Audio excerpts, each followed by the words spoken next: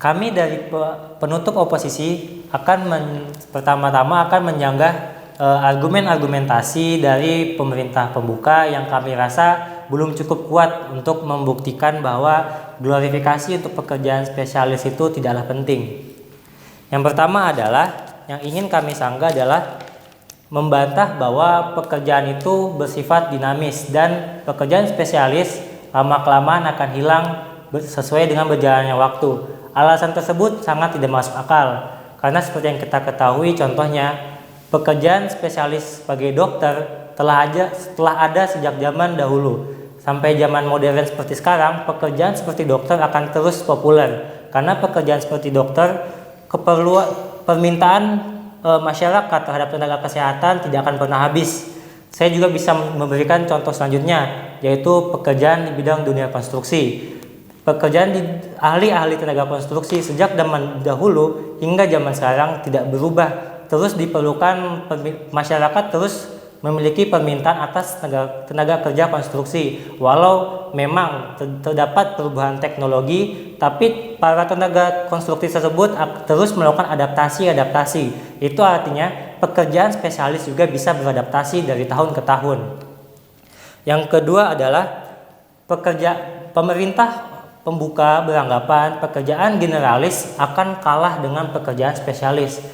Menurut saya argumen tersebut sangatlah tidak kuat, karena nyatanya di dalam sebuah pekerjaan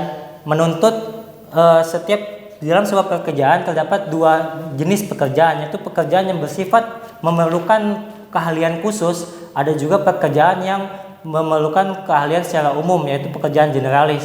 Saya bisa memberikan contoh, misalnya di dalam sebuah rumah sakit. Apakah di dalam rumah sakit tersebut isinya semuanya dokter? Tentu saja tidak. Di dalam rumah sakit tersebut ada yang bagian manajemen, ada yang bagian IT-nya, ada yang bagian mencatat laporan. Itu artinya apa? Pekerjaan generalis tidak akan bisa hilang karena pekerjaan spesialis. Itu adalah sanggahan-sanggahan dari saya. Selanjutnya akan menuju argumen pertama, yaitu pekerjaan spesialis diperlukan. Maka glorifikasi menurut kami tim penutup oposisi diperlukan pekerjaan spesialis, karena pekerjaan spesialis itu menunjukkan betapa ada sejumlah pekerjaan yang memang diperlukan keahlian. Misalnya, saya memberikan contoh lagi, jika seorang dokter spesialis mata, bagaimana dokter tersebut bisa menunjukkan bahwa dia ahli dalam spesialis mata? Tentu saja dia harus melalui sejumlah pendidikan dan mendapatkan sertifikat keahlian sesuai dengan kompetensinya. Karena kalau misalnya pekerjaan tersebut dilakukan secara generalis, tentu saja ada orang yang bahkan hanya mengetahui informasi mata dari Google. Seperti kita ketahui, informasi sekarang tersebar luas di mana-mana melalui sosial media dan internet. Jika ada orang yang tidak menempuh jalur pendidikan dokter spesialis mata tiba-tiba mengajukan pendaftaran ke sebuah rumah sakit yang meminta pekerjaan spesialis mata, namun rumah sakit tersebut tidak menuliskan spesialisnya namun bersifat generalis, tentu saja pasien merasa tidak aman.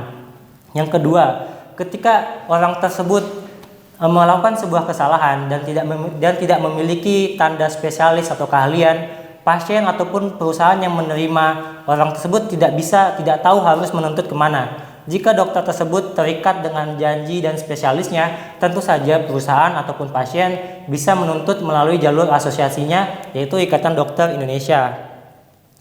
Nah, selanjutnya yang kedua adalah pekerjaan generalis tidak akan bisa tersaingi dengan pekerjaan spesialis.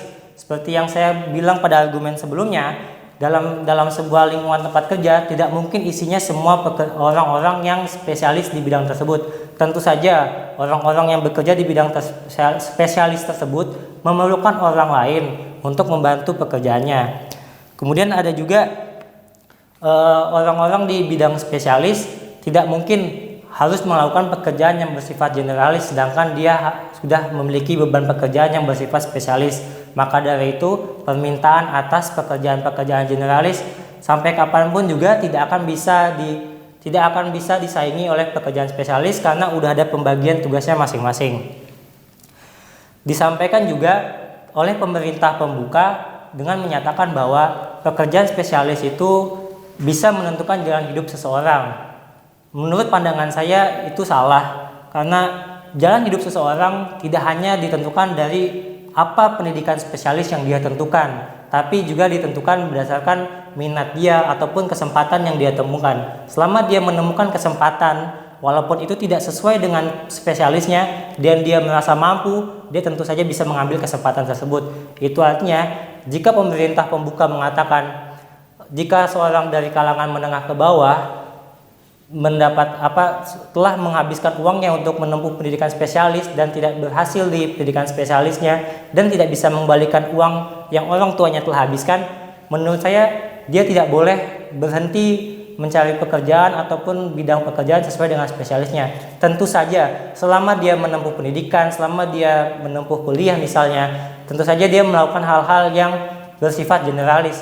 Misalnya saja dia bisa mengetik, mendesain walaupun dia melalui pendidikan kedokteran misalnya. Maka dari itu saya tidak setuju kalau jalan hidup seseorang ataupun standar ekonomi seseorang bisa diatur dengan spesialis pekerjaan apa yang diambil. Di sini saya sebagai tim dari penutup dari oposisi akan menyimpulkan beberapa statement dari pemerintah pembuka, yaitu yang pertama, karir spesialis adalah jalan hidup seseorang. Yang kedua, pemerintah beranggapan kalangan menengah harus membutuhkan uang.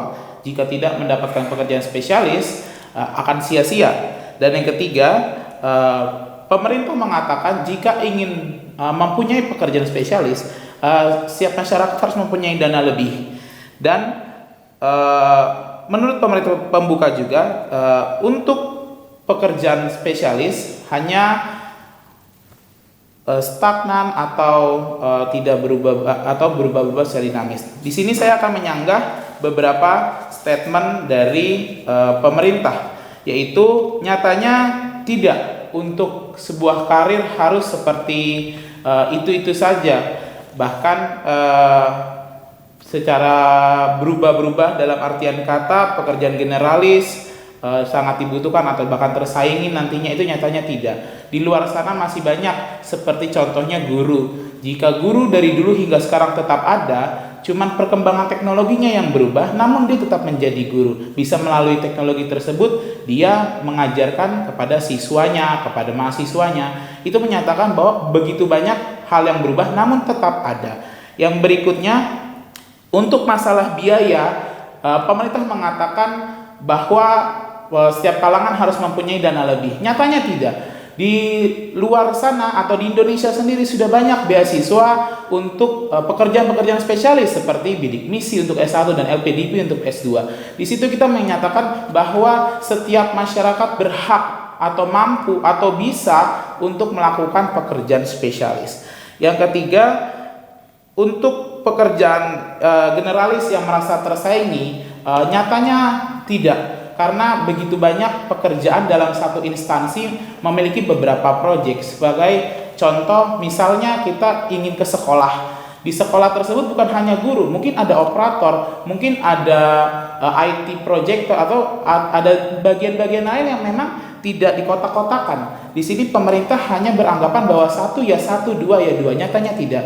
Kenapa kami sebagai tim oposisi mendukung adanya glorifikasi dalam karir spesialis? Dikarenakan untuk menggapai glorifikasi itu atau ingin mendapatkan karir spesialis tersebut dibutuhkan sebuah perjuangan, sehingga glorifikasi sangat penting atau sangat dibutuhkan untuk menyatakan atau jaminan atau bukti jika perusahaan ingin menerima seseorang yang sudah mempunyai spesialis dalam karirnya, mempunyai jaminan bahwa orang ini sudah atau orang ini pernah menjalani karir tersebut.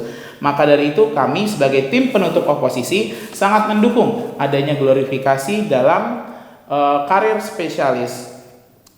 Dan yang terakhir, pemerintah menyatakan bahwa untuk pengembangan skill membutuhkan pendidikan yang khusus yang nyatanya sangat ribet. Menurut saya tidak. Karena kenapa? Menurut kami juga tidak ribet, nyatanya tidak. Karena sudah banyak kursus-kursus di luar sana yang memang sudah mudah ditemui. Tidak perlu hanya untuk satu, dua, nyatanya seorang guru pun bisa menjadi seorang wirausaha. seorang guru pun bisa menjadi penasehat atau motivator kepada siswanya. Jadi tidak perlu mengotak-kotakan seperti pernyataan pemerintah pada statement pembuka. Di sini kami dari tim oposisi penutup menyampaikan argumentasi seperti itu. Sekian dan terima kasih.